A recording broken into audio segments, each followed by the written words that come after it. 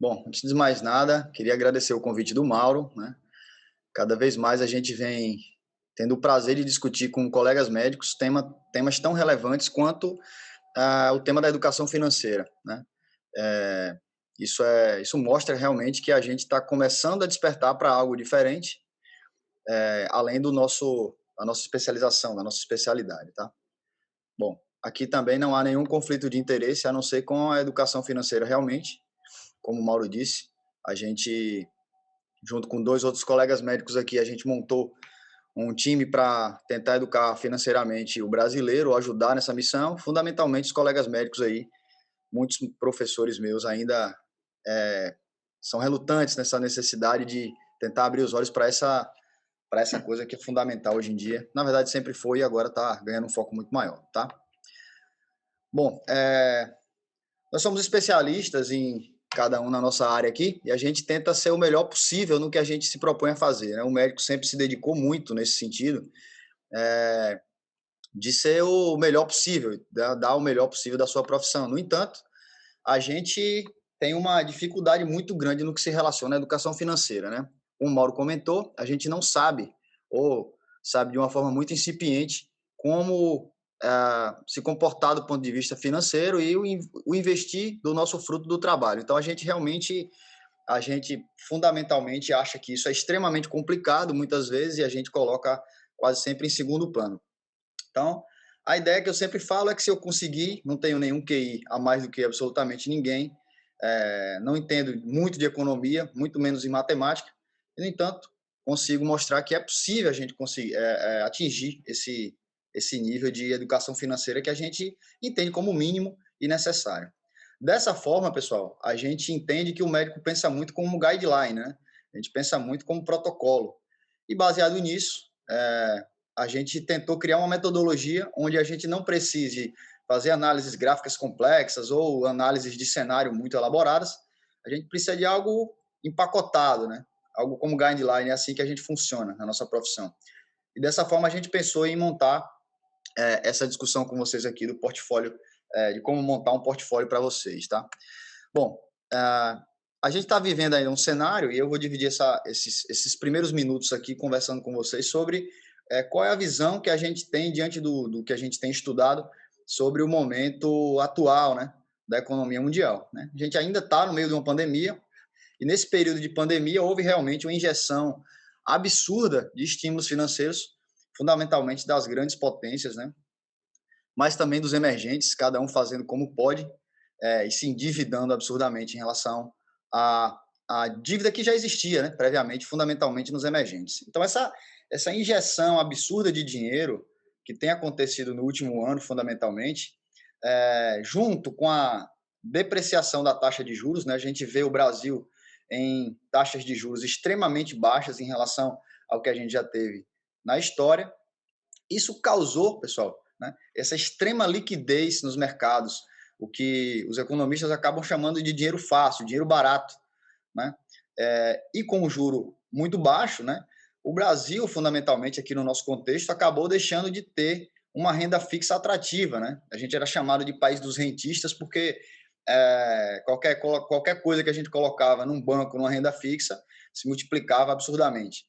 Então, houve uma migração muito grande, né, dos recursos da renda fixa para a renda variável. Veja, eu tenho uma renda fixa que não rende quase nada, baseado no que a gente estava acostumado, com a queda da taxa de juros, e um dinheiro, entre aspas, sobrando aí nas economias por conta da injeção desses estímulos. Então, houve um aumento realmente expressivo do aporte de capital em renda variável, né? E a gente observa aqui um gráfico, peguei esse gráfico ontem aqui, esse gráfico aqui é do Ibovespa, a gente percebe que aqui foi a queda do coronavírus, uma queda importante, e essa recuperação que o pessoal comenta como recuperação em V da economia.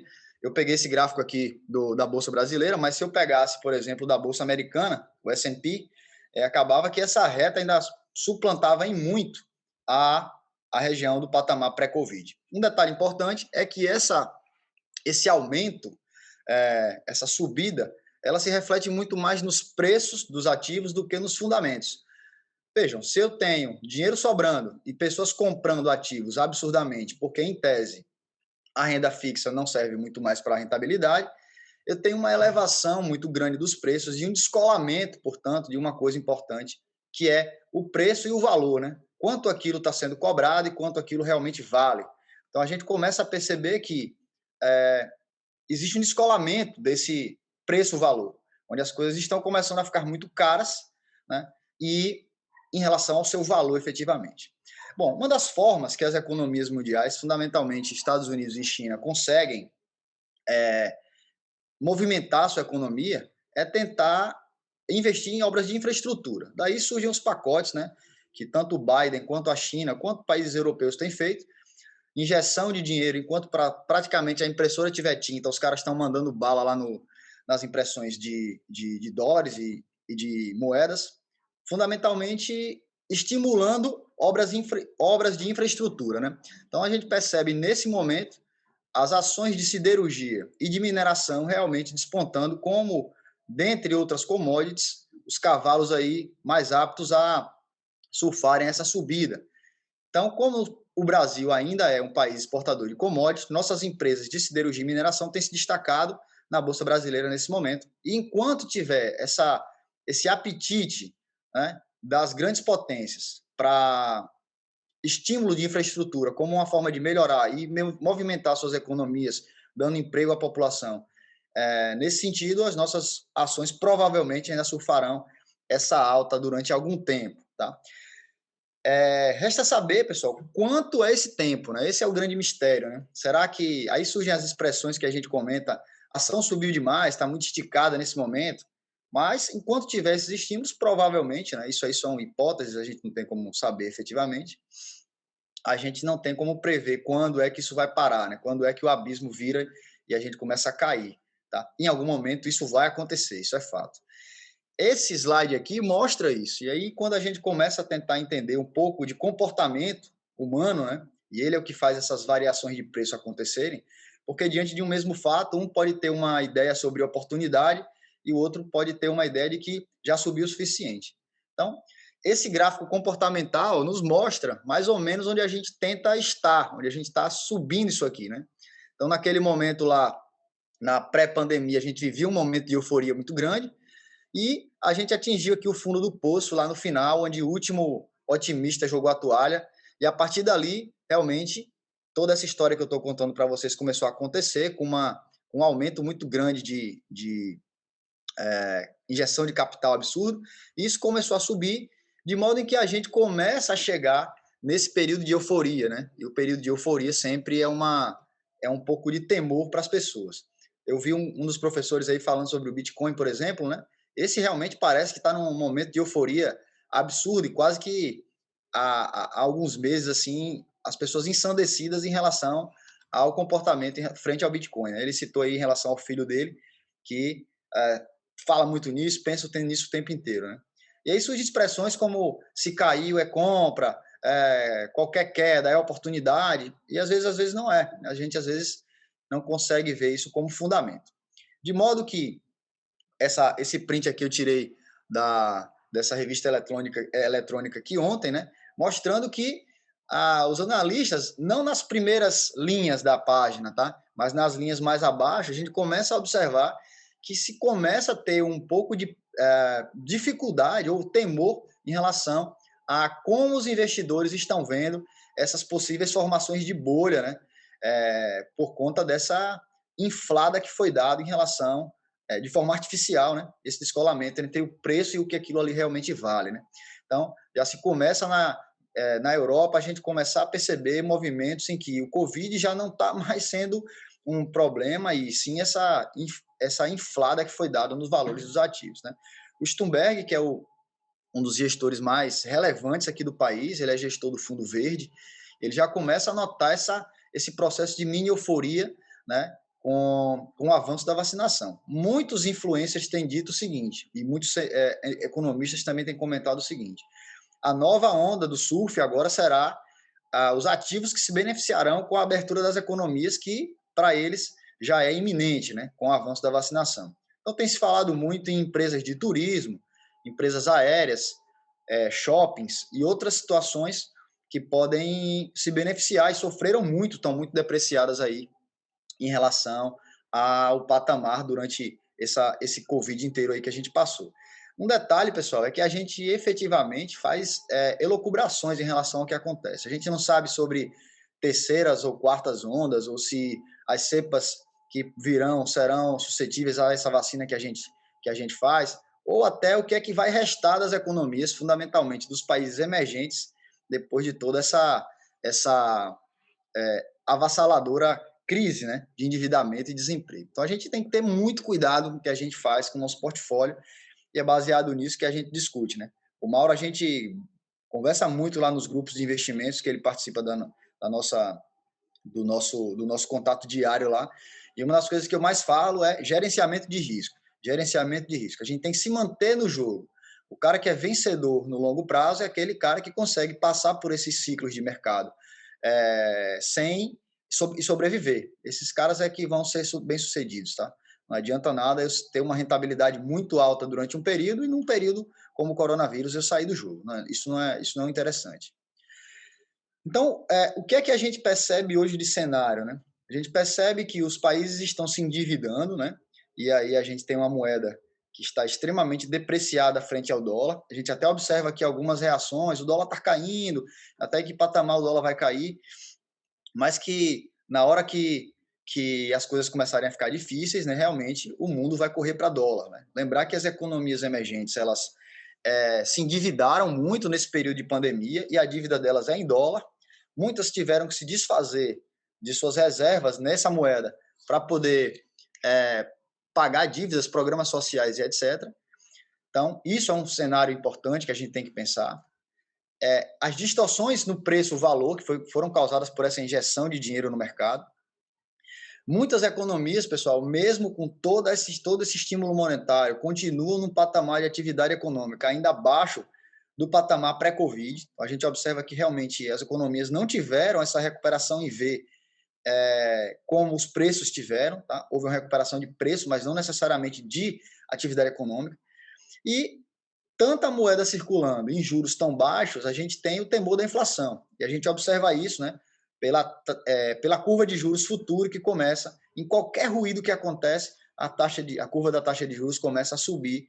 E aí o Banco Central americano ainda é muito resiliente em aumentar a taxa de juros deles, mas o nosso Banco Central aqui, já o Copom, na verdade, já a cada reunião começa a subir o juro. E a gente estava em 2, agora 2,75, e já existe aí um martelo que vai ser batido de pelo menos 0,75 pontos percentuais. Então, a gente observa que isso tem uma série de outras repercussões. Tá? Diante disso, né, dessa desvalorização do real frente ao dólar que a gente vê num prazo não tão longo, e diante de cenários políticos, econômicos que a gente vive aqui, fundamentalmente uma eleição extremamente polarizada que vai acontecer ano que vem, reformas paradas, Congresso complicado, Judiciário idem, a gente começa a pensar também, pessoal, no risco Brasil, tá? O que é que eu posso fazer para diversificar o meu portfólio e tentar torná-lo mais protegido em relação ao real, né? Antigamente, a gente falava muito, eu brinquei com isso ontem no grupo da gente lá, colega falando, o gringo manda dinheiro para o Brasil, é nesse momento que a bolsa sobe. Eu falei, cara, a gente está vivendo um momento que agora a gente está mandando dinheiro para lá. Então, isso está começando a entrar muito em vigor nas nossas pautas de discussão, né? Como dolarizar o nosso capital, né? E a gente começa a ter cursos, começa a ter discussões e grupos para tentar entender como é a melhor forma de fazer isso aqui, tá? Bom, diante de tudo que eu comentei, é um cenário que muito difícil de se prever, onde a gente encontra pessoas com argumentos de que a gente vai surfar uma retomada, uma demanda represada, e outros mostrando o contrário, onde a gente tem um endividamento grande das economias e uma desvalorização da nossa moeda. Como é que a gente começa ou como é que a gente divide o portfólio para tentar surfar essa alta possível, mas também sem desguarnecer e fazendo um gerenciamento de risco importante? A princípio, é extremamente difícil, porque quando a gente chega para tentar entender, é tanta sigla, CDB, CDI, LCI, é tanta coisa diferente, quais ações comprar dentro desse universo tão grande. Então, a nossa obrigação como médico, né, e como especialistas em guideline, que é o que a gente né? Hoje, um colega cardiologista consegue, por conta da Covid, dar plantão numa unidade de terapia intensiva, e se ele pegar um guideline sobre sepsis, ele consegue, em tese, conduzir um paciente ali. Então, é o que a gente busca, trazer para as pessoas não especialistas, né, algo relevante para que elas consigam entender esse contexto, como a gente está tentando trazer aqui para vocês, tá? Então, desse monte de arquivo, pessoal, que eu estou trazendo para vocês aí, eu vou dividir isso aqui, basicamente, em 3 gavetas aqui, um cofre e 2 gavetas, tá? Essa é a nossa ideia, simplificar e tornar algo factível.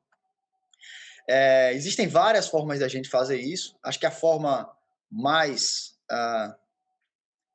talvez menos prática, seja o que os bancos e assessores normalmente fazem, né? Que é traçar um seu perfil sobre conservador, moderado e agressivo, né? Através de um questionário meio fácil, que parece aquelas revistas de adolescente que você marcava para entender o seu perfil, e baseado em algumas perguntas, ele tenta tirar qual é o seu perfil de investimento. A gente não gosta desse tipo de visão. Tem algumas outras estratégias, por exemplo, algumas feitas pelo Nassim Nicholas Taleb, que é um filósofo radicado americano atualmente, que fala muito de gestão de risco.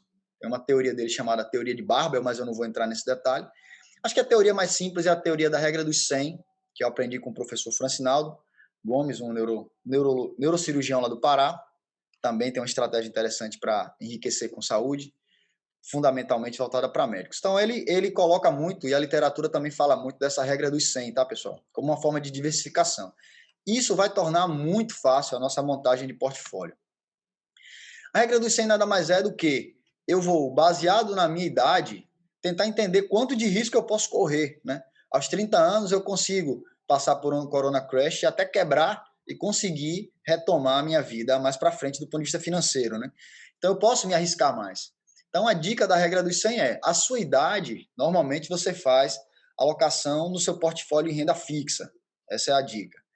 E quanto mais eu vou ganhando experiência com o passar dos anos, eu quero sofrer menos com essas oscilações, de modo que o meu percentual em renda fixa, em tese, se eu tive um planejamento financeiro mínimo durante a minha carreira, eu consigo ser mais conservador, mas sem deixar de investir em renda variável. Isso é fato, tá? Essa é a divisão que a gente considera talvez mais prática para a maioria dos alunos. Pega a sua idade e esse percentual vai ser renda fixa. É assim que a gente acredita que seja mais interessante. Bom, de modo que nesse slide agora, eu fiz um slide totalmente aqui artesanal, nada comparável às apresentações do Mauro, mas vamos tentar tornar didático, tá? Então, esse é o primeiro ponto para quem quer aprender a investir, pessoal, quem quer começar a investir do zero. Eu tenho que ter uma reserva de emergência, tá? Lembrando daquele slide lá que eu coloquei no início, que é o cofre. Isso aqui é sagrado, eu não posso mexer nisso. Isso aqui é uma situação onde eu quero proteger capital, eu não quero rentabilidade necessariamente nisso, eu quero segurança e liquidez. Então, eu vou fazer a minha reserva de emergência, não vou entrar em detalhes em relação a isso, pela escassez do tempo. Bom, e como é que eu vou gerenciar o restante do que sobrou do meu dinheiro, né? Bom, meus investimentos serão geridos da seguinte forma.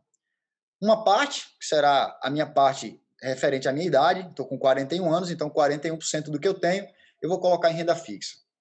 Tá? E aqui 2 exemplos clássicos de investimentos em renda fixa, CDBs e títulos do Tesouro. Também não vou entrar em detalhes aqui. E a outra parte, né, o outro braço, que é o correspondente à regra dos 100 menos a idade, eu vou colocar em renda variável.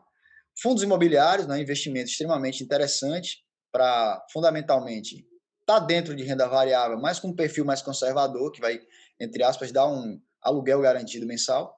E, fundamentalmente, as ações, né? E na escolha das ações, pessoal, a gente tem que pensar nesse cenário que a gente começou a descrever no início para vocês, né? Reabertura, quais as commodities que vão surfar. Lembrando que não é nenhuma indicação formal de investimentos, é apenas uma leitura de cenário, tá? E, além das ações, o que é que eu vou fazer mensalmente? Eu vou fazer aportes regulares para tentar fazer com que essa carteira aumente. Então, percebam que eu vou ter uma rentabilidade na renda fixa, uma rentabilidade na renda variável aumentando aqui através de juros compostos os meus investimentos e os meus aportes que eu vou destinar na mesma proporção do que eu falei. E aí entram as tais opções, né, os derivativos, né, que aí é realmente a nossa especialidade, é o que a gente mais gosta de fazer. O que é que a gente faz, pessoal? Eu tenho essa carteira já montada e nas ações que eu já tenho na minha carteira, o que a gente faz é operar derivativos, operar opções para aumentar, potencializar, buscando aí 2%, 1% ao mês de rentabilidade em cima da carteira com a venda das opções. Nesse momento da minha vida, como eu ainda estou montando esse meu portfólio, o que é que eu faço? As minhas opções, elas acabam também servindo de aportes e eu vou distribuindo nessa minha renda variável aqui, perfeito?